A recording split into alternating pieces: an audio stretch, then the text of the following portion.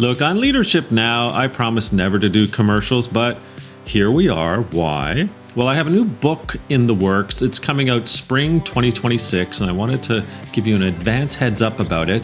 The title, The Future of Work is Gray, and it's kind of a big deal to me because the book dives into the age crisis that's reshaping work as we know it. It's something that I call age debt, but spoiler alert, it does turn into some solution. There's some hope, there's some positive, and that's called the experience dividend. So if your workplace still thinks that age is a liability, well, it's time to retire that mindset. In fact, we might want to retire the word retire. So yeah, I don't do ads. This is a special occasion, and for it, I am willing to go gray. And maybe Grey Goose will sponsor me, not sure. Anyway, spring 2026, the future of work is gray.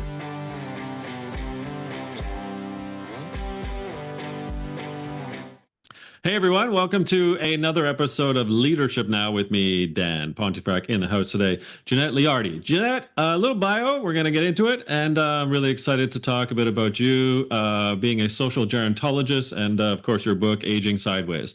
So, Jeanette, you're a community educator, social gerontologist, obviously, writer, public speaker, and aging wellness leader who has a passion for empowering older adults and helping them identify and share their wisdom with others. Her decades of experiences as a caregiver to her parents inspired her, quote, encore career goals, I love that, of changing perceptions about the aging process and promoting awareness of elders' inherent dignity, wisdom, and unique value as mentors and catalysts for social change. Leardi's efforts include giving engaging in-person and virtual presentations, workshops, and classes to people to all ages, obviously, and writing articles for Next Avenue, Third Act Magazine, and other publications, including appearing on national broadcasts. Jeanette's editorial experiences include positions at Newsweek, Life, People, Condé Nast Traveler, and Sesame Street magazines, my favorite. She has an MA with honors in English from Rutgers University and a gerontology graduate certificate from the University of North Carolina at Charlotte. And of course, her latest book, which we'll get into today, is titled Aging Sideways, Changing Our Perspectives on Getting Older. So let's start there, Jeanette. Welcome to the show. The title, Aging Sideways, very intriguing. And I guess there's a subliminal or hidden message in there. It implies a kind of a non-linear approach to aging. So let's start there. Aging sideways, what does it mean? And how is this concept in your mind helping to reshape the societal perceptions or misperceptions of aging? Well, first of all, thank you, Dan, for inviting me. This is I'm thrilled. I'm always thrilled to talk about aging because we get aging so wrong in our culture.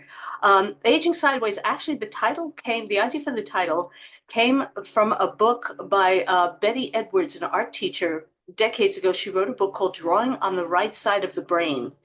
And she had an exercise she gave her students called upside down drawing. So if you take, let's say, a photograph of a chair and you ask people to copy that photograph, they'll do their best, they'll create the arms, the legs, the seat, the whatever. But she found that if you turn the picture upside down and you have them draw the upside down picture, all they seem to see are the lines and the spaces between the lines. It kind of puts that editorial preconceived notion of chairness kind of to sleep. And you're just looking at what you see right in front of you. And what she found is when the students turned their drawings right side up, those drawings were far more accurate than the drawing that they first made just looking at the chair right side up. So my idea is not to necessarily turn people's brains entirely upside down about aging, but let's just kind of cock our heads to the side a little bit and say, am I really looking at aging the right way? We tend to have blinders on. We have this notion of aging as nothing but deterioration and decline. And that is just so limiting to what aging is, because aging is growth as well as what we seem to feel like we lose, we also gain other things. And my concept is to help us to see aging for what it is, what it actually is. So that's why I call the book Aging Sideways. We need to kind of cock our heads to the side a little bit and say, I don't know if I'm really seeing this in the right way. And I give examples and strategies for doing that in the book. Indeed, you do. We're going to get into kind of those four principles. I really like them. But I want to first start with sort of the book also advocates, obviously, the sort of redefinition, if you will, of what it means to grow older. And in society, however, there is sort of this subliminal, hidden, sometimes overt um, ageism that, I'm having an elder moment, or, gray hair is not so great, or, oh, they're wrinkly. And there's an obvious physical dimension to aging, but you're suggesting that actually this is normal and Yeah. that this is a healthy part of everyone's life. So what's the empowering narrative around aging we're getting wrong, and what are we trying to advocate for, and what are you trying to advocate for differently? What we're getting wrong is that limited view of age, of all of this stuff, that gray hair is a bad thing, that wrinkles are bad, that we need to fight aging, fight looking older. We need to stay as young as possible. So we invest billions of dollars into the anti-aging industry, Botox and, creams. Actually, there's recently a trend, a very sad trend of girls in their preteens now going to these beauty stores looking for creams to keep them from aging. It's like, what are we doing? We're supposed to be aging. I mean, if you're alive, you're aging. That's the fact, and we're all alive, so we're all aging, and we all age from birth. So that's what my understanding and what I want to tell other people about aging is that this is supposed to happen. We shouldn't be fighting it. We should be looking more carefully as what are the kinds of things we gain as we get older. Our brains actually change. Our brains are plastic. And so as we get older, we may lose some speed of processing, let's say. It may take us a little longer to come up with a fact or to process something that's new. We may have some problems with short-term memory, this elder moment thing that you say. Well, those moments can start more often, begin to start when we're in our late 20s. So everyone has moments. It's just that they seem to happen more often the older we get. So let's stop talking about an elder moment. We all have moments. But so we lose some things as we get older, but our brains actually change to give us some other skills that we couldn't possibly get when we were younger. For example, we have two hemispheres. Our brain has two hemispheres, a left and a right, but actually they don't touch except for a bridge of tissue in the middle called the corpus callosum. We're born with that little fragile bridge of tissue, but as we get older, it gets thicker and thicker until it matures when we're in our 50s. It doesn't fully mature until we're in our 50s. And what that means is that we're able to use both hemispheres of our brain simultaneously better than we did when we were younger. I mean, we always use all parts of our brain. This myth that we only use 10% of our brain. No, we use all of our brain all the time. It's just that we have the capacity to grow our brains and grow the connections between our brain cells as we get older. So what does it mean that we use our both hemispheres simultaneously better? We problem solve differently as we get older than when we were younger.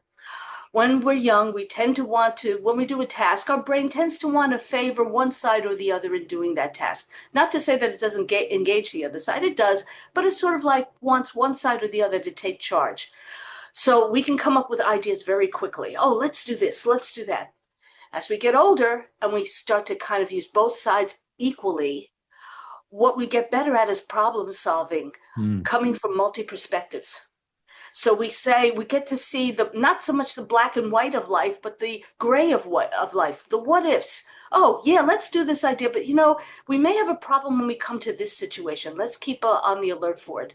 That's what the older brain does better, quality control. And that's just one example of how our brains change. And nobody really seems to know about this. And that's what I'd love to talk about. I love that. And it goes without saying, of course, the front and the back, right? When we're younger, it's basically all amygdala. And when we get wiser, we have far greater executive function, thus prefrontal cortex capability. So when you see a front and a back and a left and a right, man, like as we get older, we're awesome, right? We're kind of wisdom masters. We are Gandalf and Harriet Tubman all in one. It's amazing. Okay, Well, so Gene Cohen, who is a very famous gerontologist and doctor, he said it's like we go from two-wheel drive to all-wheel drive. So look at it That's that really way. good. I like that. That's very, very good.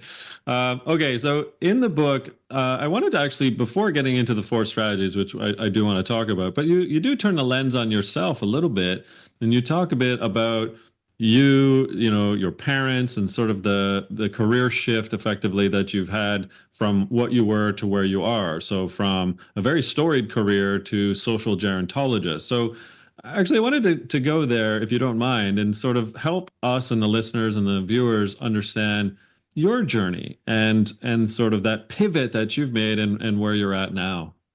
Okay, sure. Well, I've always been a writer. Even as a child, I loved to write, and I actually started out my career writing for children, writing educational materials for children, which I still do. So I have both ends of the aging spectrum that I deal with. Um, and when I was in my I'm 72 now, and by the way, I think we should be declaring our age, not just admitting it. We should be proud of whatever age we are, that we got this far, and that we have a ways to go. So when I was in my late 40s, I became the full-time caregiver to both my parents, both simultaneously and sequentially. And I was just stunned and appalled by how hard it was to get them what we call person-centered care, Hmm. care that is geared to the individual, not care that is convenient to the institution, but what they needed and wanted as individuals. And so after they both passed away, I went back to graduate school. Now I got a graduate degree in, as you said, in English in my late 20s. But at the age of 57, I went back to graduate school and I studied gerontology. And because I wanted to figure out why we get aging so wrong and how we can get aging right. And so then from then on, I've been devoting more and more of my time to talking about aging. And since we're all aging, the concept of aging relates to every one of us, no matter our age. Do you know that children as young as 3 years old can start to absorb ageist messages and start to absorb these bad feelings about getting older as young as 3 years old? Wow. So that's why I'm such an advocate for intergenerational exchange and intergenerational relationships. We're too siloed in our society. Kids go to school and they spend time with other kids their age, and then they go home and maybe they see their older grandparents occasionally, but they don't get to see more older people on a regular basis. And a lot of times older people are isolated or they live far away from their grandkids if they have grandkids.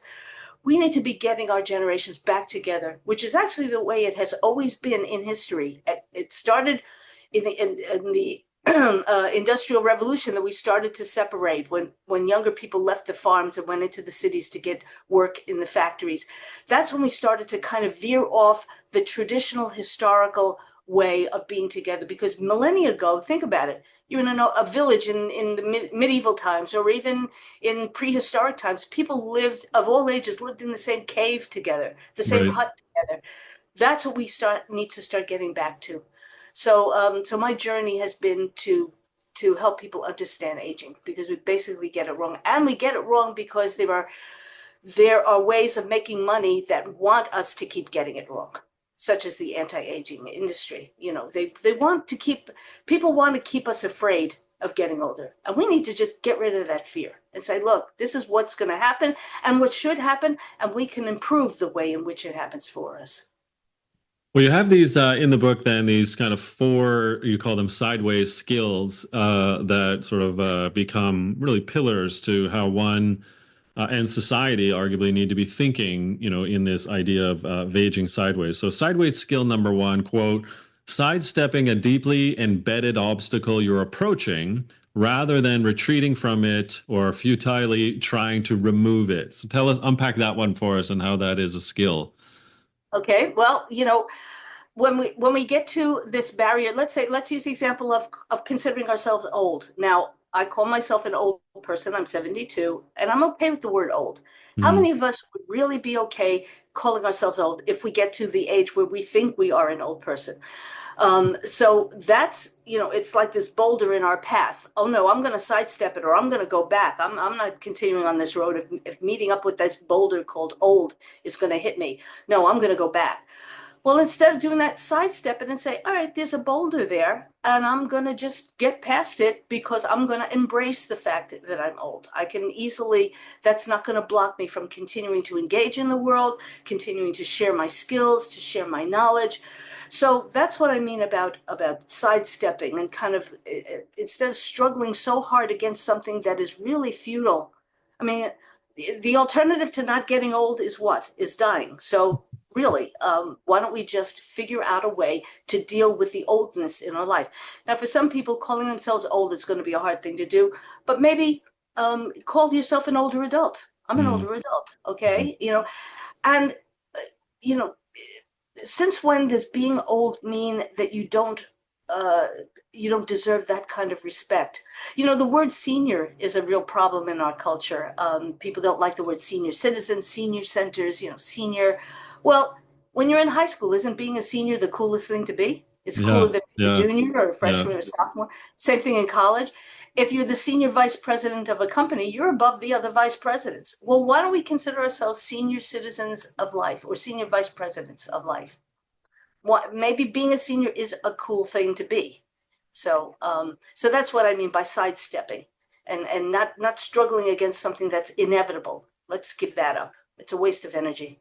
Well, it segues nicely that whole notion about senior, and I totally agree with that. To sideways skill number two, where you say redefining a term or concept in a way that makes its meaning more accurate or more relevant to you. Right, right. Okay, so I just gave you the example with senior. Here's another example. Have you heard the phrase silver tsunami or gray Yeah, tsunami? yeah, Okay, exactly. yeah, right. Well, I'm a baby boomer, and we get pinned with this term because there's so many of us. By the way, there are now more millennials than there are boomers. Millennials are the biggest generation, Hmm. if we're going to talk generations. But silver tsunami, there's so many of us that we're using up um, all of the resources of our country. Speaking as an American, we're wiping out Social Security. We're going to wipe out Medicare and all of that. Um, I think that first of all, that's not true. There are ways of solving those economic problems that nobody's going to wipe them out. But secondly, um, what we have so much to give, but we're blocked from giving it. We as older adults don't have as many opportunities as we had when we were younger because of this ageism, because of this age bias, thinking that older people are not really relevant or useful anymore. I consider ourselves a silver reservoir. We're not a silver Ooh, tsunami. We're a silver reservoir. What is a reservoir but a basin that holds a valuable element of life, water, that nurtures and nourishes, but where all our skills and abilities are being held behind these walls. What if we just open the floodgates and allow older adults to permeate the culture more actively and share our skills and our experience and knowledge? We would be not a society of scarcity, but a society of abundance. Um, there's a lot of research that shows that intergenerational work teams are the most productive in the workplace. You need young brains and old brains together in order to be the most productive as possible. And what does a company do when it's more productive? It grows. And what does it do when it grows? It hires more people. There's this there's this fallacy called the fallacy of the lump of labor that yes. means that says that older people hurry up and retire in the workplace. You're clogging the pipeline for the rest of us young people to advance up.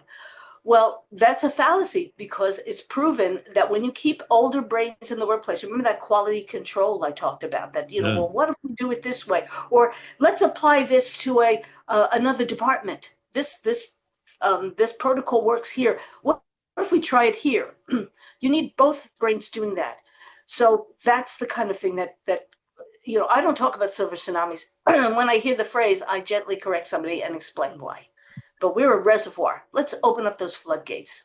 Really, really like that. It reminds me of a couple of things. First of all, First Nations indigenous cultures, of course, right, with the elderly circles and the elders, and whom are Right, passing on wisdom, stories, knowledge, language right. to the young. But then social scientists have taught us the notion of your kind of idea of the reservoir and the sort of ideation. You've got fluid intelligence and crystallized intelligence, Mhm, and mhm, fluid typically comes in our younger years. Crystallized, of course, comes in that basin, reservoir of wisdom. And when the mhm. two complement one another in an intergenerational workforce situation, you have great fireworks. Like this is what we want.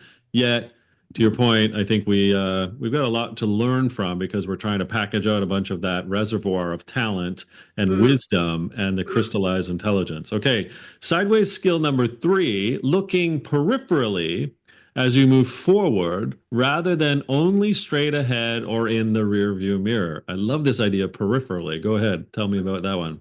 Okay, well, like I said before, we tend to see aging, we got these blinders on. If you take the blinders off, you get a wider view of what's going on. So as an example of looking peripherally, and by looking peripherally, I mean, what else is there about this issue that I'm not seeing?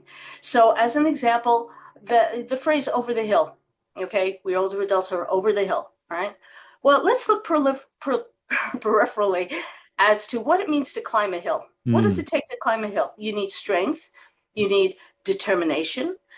It helps to have some experience if you've climbed other hills before.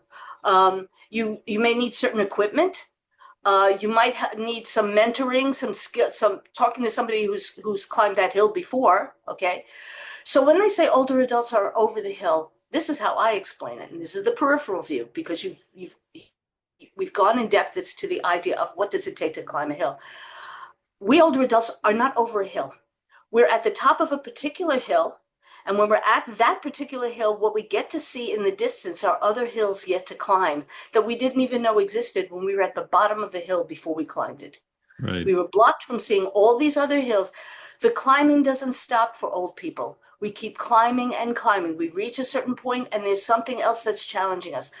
By the way, there's this notion that old people don't like to change. We're stuck in our ways. That's probably one of the silliest things I've ever heard about old people. We don't like to change. We've been changing our entire lives. What was a phone like when I was a kid? I had the dial phone with the cord that you couldn't walk around the room. And, my grandparents had the party line. So you got on the phone Oh, and yeah. you had a phone like this that you talked into. Um, so that we've adapted to all kinds of phones and cars and washing machines, but also we're adapting to losing people our age, losing our Hmm. friends and our spouses and our partners. So we were adapting to that kind of change. Our bodies constantly change, and we have to adapt to those changes. So we're not just the master climbers of the hills, we're the master changers. You want to know about change, you ask an old person. Now, there are people who are reluctant to change. Sure, there are old people reluctant to change, but you know what? There are kids who are reluctant to Yeah. change, and Yeah. teenagers, and middle-aged people. So when we start stereotyping groups of people, that's when we get into trouble. So look peripherally. When you see something that bothers you, think, is there another way of looking at this? Am I looking at it too narrowly? Let's broaden that view. Well, and that leads us then to the fourth one, sideways skill number four. I'm not sure if it's my favorite, but it was my most poignant because it can be applied to many different people, both who are older and looking at their interpretation of what it means to be older. And it goes as follows: being open to the unexpected rather than controlling what you encounter in the moment. Right. Um, Again, well, I'm going to do a little bit of a deviation before I explain that. Let me talk about the fact you talked about fluid intelligence and crystallized intelligence, Hmm. okay? What we mean by crystallized intelligence is the storage, the stock room of ideas and experiences we have in our heads. So as we get older, your brain changes, you create more. By the way, we can create more brain cells as we age. It used to be that neuroscientists thought you were born with a certain number of brain cells and they just died the older you got. You lost brain cells.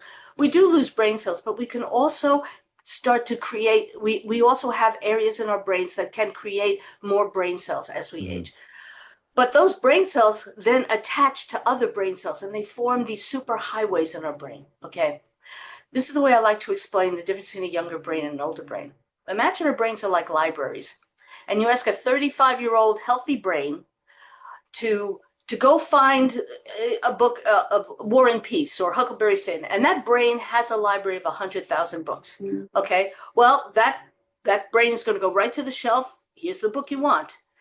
You ask a 75-year-old brain, healthy, it's got to be a healthy brain. And there are plenty of us 75-year-old people who have healthy brains, okay? We don't all get dementia. In fact, very few of us get dementia, as we get older. That's another myth we need to bust. Mhm. So you ask that 75-year-old brain, go get me War and Peace or Huckleberry Finn. That library doesn't have 100,000 books. That library has 100 million books. And that library has grown, floors have been built onto it, and the aisles are much longer, and there are many more shelves. So it's going to take us longer to find that book. Oh, is it in the other room? No, I think it's in a box in the basement. Give me a minute. It'll take me a minute to get to it.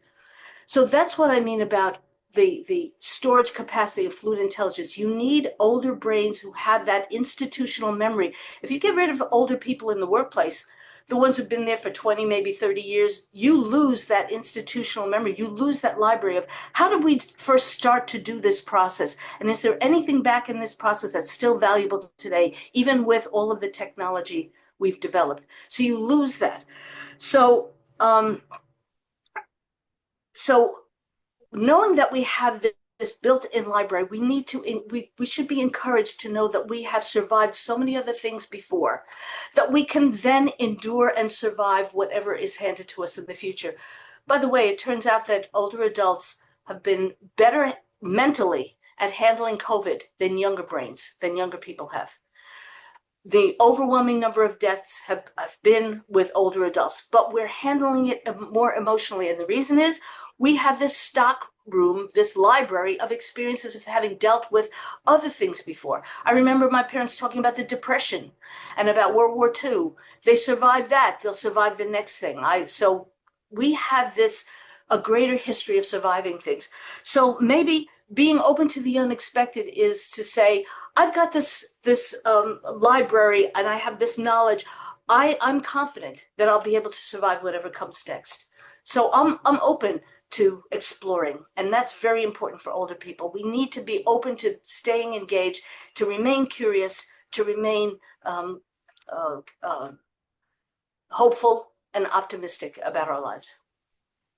So if we switch the lens on that last point of being open, hopeful, optimistic to the organization, like the workplace, clearly, Jeanette, there's a lot of demographic upheaval where we're living longer, yay, Right. but birth rates are plummeting, not so yay. Mm-hmm. And eventually, we're going to enter into a very demographic situation where the workplace, like we're in the middle of it right now. What am I trying to say is the demography is changing, Mm-hmm. and yet we're still kind of on a senior leader level, like buried heads in the sand syndrome of what we should be doing to help the organization from the perspective of a talent pool, Right. that maybe we need to be doing something different with said older workers, and whether they're boomers or soon to be Gen X's. We're not having a lot of, yes, millennials, a large cohort, but Gen Zs and Alphas, like we're not having a lot of babies. So, Mm. what do senior leaders need to be doing in your mind for the older worker to continue working if they so choose? And what does that look like in your mind with what leaders need to be thinking about? First of all, leaders need to educate themselves on what the older brain can do. They need Mm. to understand that this older brain we have is filled with all kinds of. I only described one or two skills that we get. There are other skills that we have. We have the greater ability as we get older to what's called information discrimination. We can tell better and quicker and more easily what piece of information is relevant and what's irrelevant when you do a task. Mm. We've created the shortcuts. We'll say, oh, you don't need to do Uh, this whole procedure. You can go from here to here. So we have that ability. We have a greater ability for pattern recognition. So we can spot the gist. We can see the forest for the trees. I like to use the metaphor of a maze. You know, if you've ever been through a corn maze.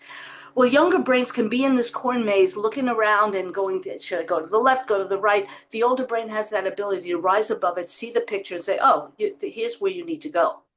So these are the skills that a lot of senior management need to appreciate about the older brain. And I always find it kind of ironic that a lot of senior management are older people. Why don't they see that? They feel they have these skills themselves, but why don't they think that everybody else may have that too? So open themselves up to that. Training of an older brain is different than training of a younger brain because we require other kinds of things because of the capacities and ways our brains have changed. So they need to educate themselves on how, if you're going to do an employee training, that you may need to allow a little bit more time when you're training an older person. You may need to train them in terms of analogies and stories. We process analogies and stories much better because of this pattern recognition, as opposed to younger brains, which is, just give me step A, B, C, and D. Give us older people the why. Why do we need to go from A to B? Because that's how we then will process that information more deeply. So that's what some of the things that, excuse me, what senior management can do. In the hiring process, please, let's get rid of these algorithms that talk about, we need an energetic person. You've listened to me for a few minutes. Do you think I don't have energy? Do you think you Touche. don't have energy, Dan? Touche. Yeah. So let's get rid of these algorithms. And then in the hiring process, a lot of times older people have had to go through the experience of caregiving like I had. I was out of the workforce for a decade. And at the time, I was a freelancer and I lost all my contacts. I lost all my business because I had to just leave the workplace. And a lot of times that falls to women mostly. Yeah. There's that combination of ageism and sexism that happens in the workplace too, where women are never the right age. We're either too young and perky and, you're too young to be in a management position, or we're too old and we become invisible and nobody, wants to hear our ideas around the round table. But if we've had to take time off, whether we're male or female, we've taken time off, when we're being interviewed, don't see that as a deficit. See that, ask that older person what that person learned in the caregiving experience. Because when I was a caregiver, I was also a nurse, I was an accountant, I was a social director, I was I handled insurance policies, all of these skills. So if I'm applying for a job as an older person, and we older people need to not be ageist against ourselves and say, gee, I can't do this at my age, or I don't know enough, or whatever. Talk about what you've learned. If I were being interviewed for a job, I could say, these are the skills I can bring to the workplace that you can really benefit from. And that's the attitude we should have going in, and that's the attitude senior management needs to have when they're hiring us. What's that reservoir you've got? Let's open the floodgates. And how can that irrigate our company and our culture? What do you have? And let's celebrate that. And let's use that. It seems as though that there is this sort of wisdom exchange, like this reservoir, as you talk about, that is untapped. And that can lead to not just wisdom transfer inside the organization so that middle-aged, younger folks can learn from an older worker with its wisdom and reservoir and crystallized knowledge, obviously, but that there's also the potential economic benefit and spin-off, which is the lens of the older workers' opinion on whether it's a product or a service or a way of doing something, that then also opens up an opportunity for the organization to look at it from a lens that they might not actually be looking at because they're full of 20, 30, 40-year-olds. So how do you see that as an opportunity? Look at the advertisements that you see and the videos you see and the TV shows you see and the late night monologues you hear about old people, okay? Mm-hmm. Very few advertising agencies have older people on their teams.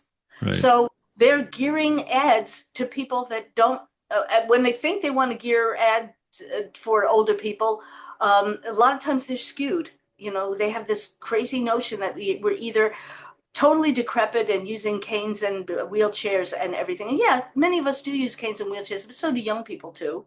Or we're skydiving out of airplanes. Those are the two parameters. There's nothing in between for us. So what we need to do is just involve older people. Nothing for us without us. That should be the motto. If you want to gear anything to an older person, get an older person involved in the discussion, please. You might get the clearer picture as to where you're being stereotyped, where you're being demeaned or misunderstood in some way. And by the way, you're talking about knowledge exchange. There's a lot of knowledge exchanges that older adults want from younger people. Mm-hmm. Teach us when I talk to a younger person, teenagers or whatever, I'll say, I was a teenager once, so I sort of know what being a teenager is like, but I was never a teenager now. Tell me what being a teenager is like now. What do you know? And they're, I'm learning about TikTok and learning about all these other things and, AI. AI is a big thing. By the way, we shouldn't be a stereotype to think that older people don't understand technology. Yeah. Well, as I said, we've adjusted through all kinds of technology. My generation, the baby boomers, we're the ones that created the computer, by the way. But 80% of us have smartphones. 80 people over 65, 80% of us have smartphones. We go on social media daily, so we're not back in the Stone Age. But there are things we still want to learn, and there are things that we would appreciate learning from younger people. That's the energy of the business world. That's what can happen in the business world. Co-mentoring. You teach me something, I teach you something. Let's all do it together. We're all on the same team. Well, I've learned a heck of a lot from you through this. Thank you so much. You're not a reservoir of wisdom, but an ocean of wisdom. Jeanette Leardi, author of Aging Sideways, Changing Our Perspectives on Getting Older. Tell us where we can find out more about you and your book. You can find out more about me on my website. That's JeanetteLeardi.com. I can spell my name JeanetteLeardi.com. You can find my book, and it's in paperback and ebook on Amazon. And you can also just go to my website and you can have a direct link to where you can get the book. Amazing. Well, as I mentioned, an ocean of wisdom. This has been such a spectacular conversation. Thank you for taking the time. As I say, I've learned a lot. I declare that I am 53 and looking forward to 103. I am at peak Dan, and I'm going to continue to be peak Dan for the next 50 years to go, my friend. Excellent. Thank you Wonderful so to much. meet you. Wonderful. And thank you again. And for those listening or watching, thank you. You've been watching and listening to another episode of Leadership Now with me, Dan Pontefract, today, author Jeanette Leardi.